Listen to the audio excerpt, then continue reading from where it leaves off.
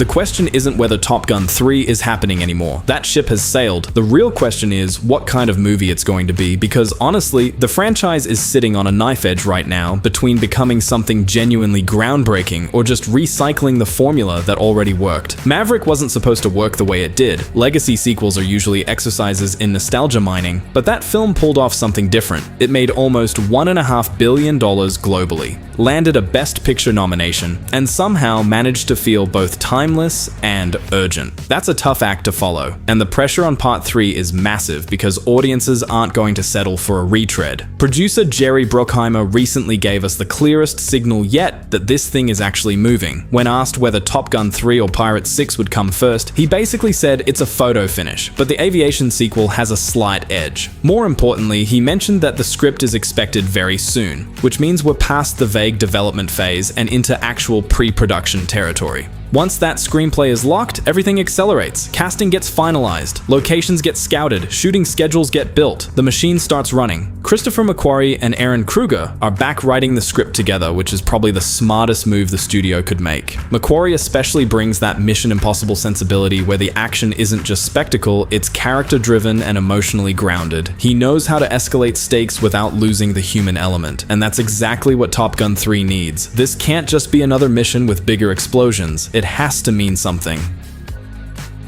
The Keanu Reeves rumors are floating around, and while nothing is confirmed, the idea makes perfect sense from a storytelling perspective. If they're serious about expanding the world and introducing new dynamics, bringing in someone with that kind of screen presence could shift the entire tone. Reeves has that quiet intensity, that weathered veteran energy. He could play a rival, a mentor figure from a different branch, or even someone who represents a completely different philosophy about what modern warfare should look like. Maverick ended perfectly for what it was trying to do. Pete Mitchell proved that human pilots still matter. That instinct and skill can't be replaced by computers. Rooster finally made peace with his past and stepped out of his father's shadow. The emotional arcs were complete, so where do you go from there? The most compelling direction, and the one that feels inevitable based on where the previous film left things, is leaning into the tension between old-school aviation and the future of warfare. Drones were already mentioned in Maverick. The idea that pilots might become obsolete was hanging in the background. Top Gun 3 could push that conflict to the forefront and make it the central drama. Imagine a world where the Navy is transitioning to fully autonomous fighter systems. AI-controlled jets that don't need human pilots, don't get tired, don't make emotional decisions. Top Gun itself becomes a relic, maybe even scheduled for closure, because training elite pilots doesn't make financial or strategic sense anymore when you can deploy swarms of unmanned aircraft that coordinate like a hive mind. Maverick and his generation represent everything that's being phased out. They flew by feel, by instinct, by pushing machines to their limits through sheer willpower. But in a world of algorithms and predictive combat models, that approach starts looking reckless instead of heroic. The old guard becomes a liability.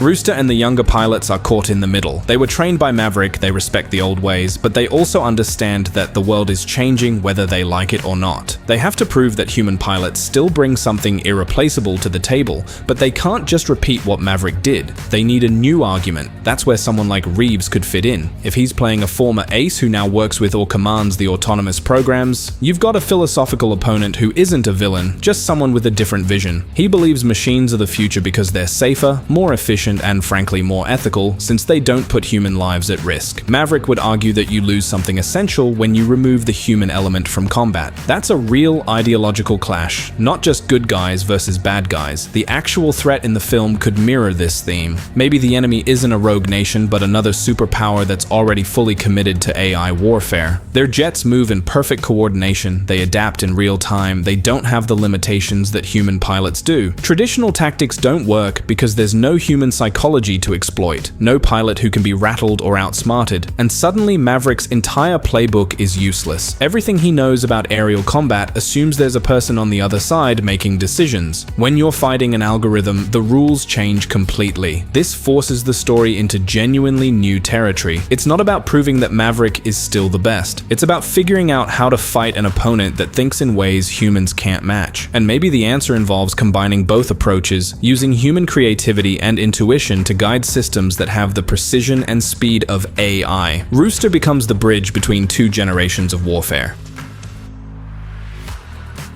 That would also set up a natural transition for the franchise. Maverick can step back without it feeling like he's being sidelined. He's not outdated, he's just recognizing that his era is ending and the next generation has to find their own path. If the film ends with him retiring or even sacrificing himself to save the younger pilots, it closes his arc while opening the door for Rooster to become the new face of the series. There's also room for a more personal angle here. Maverick finally has something resembling a normal life with Penny. He's not just a pilot anymore. He's trying to be a partner, maybe even thinking about what comes after the Navy. But of course, one last mission pulls him back in. The classic dilemma of someone who defined themselves by their job, trying to figure out who they are without it. Penny could push him to actually choose for once, stay or go, keep chasing the next adrenaline rush, or build the life they've been talking about. And Maverick being Maverick, he probably chooses the mission because that's who he is. But unlike every other time, this choice costs him something real. It's not consequence-free heroism anymore. Meanwhile, Rooster is dealing with his own version of that struggle. He's seen what obsession with flying did to Maverick, how it isolated him and cost him relationships. Does Rooster want to walk that same path? Can he be a great pilot without sacrificing everything else? That's compelling drama because it's not about external enemies, it's about internal choices.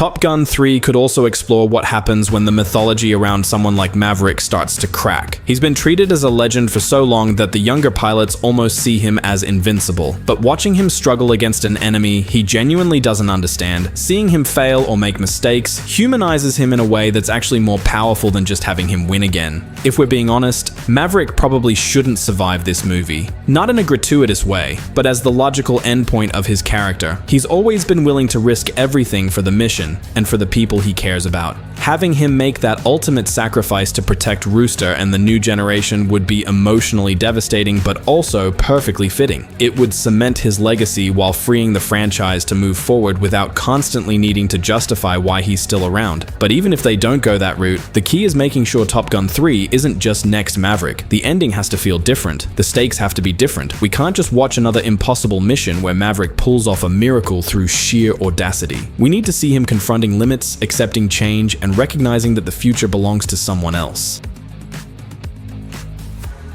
The script is almost done according to Bruckheimer, which means they've probably already worked through most of these ideas. McQuarrie isn't the type to phone it in, and Kruger has experience balancing big action with character work. If they're taking their time to get this right instead of rushing into production, that's a good sign. The real test is going to be whether the studio has the courage to let the film be something other than a crowd pleaser. Maverick succeeded partly because it took risks. It could have played it safe and still made money, but it went for emotional depth and thematic weight. Top Gun 3 needs that same willingness to challenge the audience. So yeah, the project is definitely moving. The script is coming together, the key creative people are locked in, and if the Reeves casting actually happens, it shows they're thinking big. But the clock is ticking because the longer they wait, the harder it becomes to recapture what made Maverick work. At some point, you either commit fully or risk losing the moment. Whatever they decide, the next chapter has to justify its existence beyond just giving people more of what they liked before. It has to say something new about these characters and this world, otherwise it's just going through the motions, and honestly, that would be the biggest betrayal of what the previous film accomplished. The runway is clear, the engines are hot, and Top Gun 3 is getting ready to take off. Now we just need to see if it's actually going somewhere worth flying to.